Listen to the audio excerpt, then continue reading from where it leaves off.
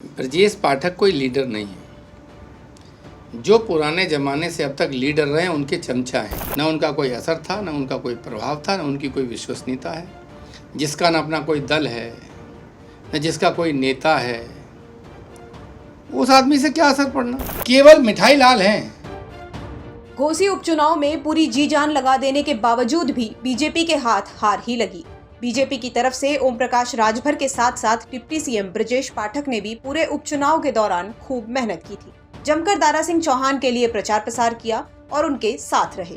लेकिन जब दारा सिंह चौहान को हार का मुंह देखना पड़ा तो समाजवादी पार्टी डिप्टी सीएम पर निशाना साधने से नहीं चूकी। सपा के वरिष्ठ नेता उदयवीर सिंह ने ब्रजेश पाठक पर निशाना साधते हुए एक बड़ी बात कह दी। उदयवीर सिंह ने कहा कि वो पुराने लीडरों के चमचे हैं और उनकी बात का ना ही कोई असर है और ना कोई प्रभाव।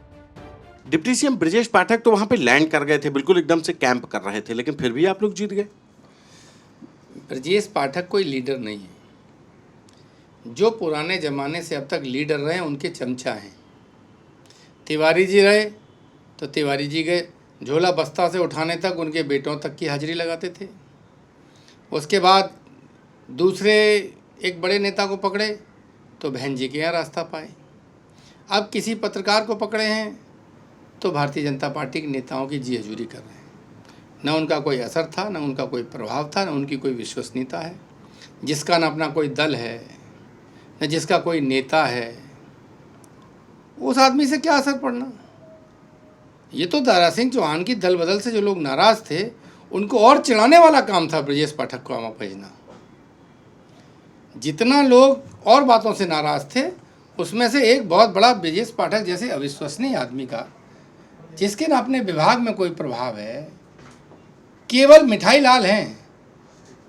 बस मीठी मीठी बातें लोगों से कर सकते हैं और जैसे कल चुनाव का परिणाम आने के बाद भाग गए, अभी तक कोई बयान नहीं आया ना।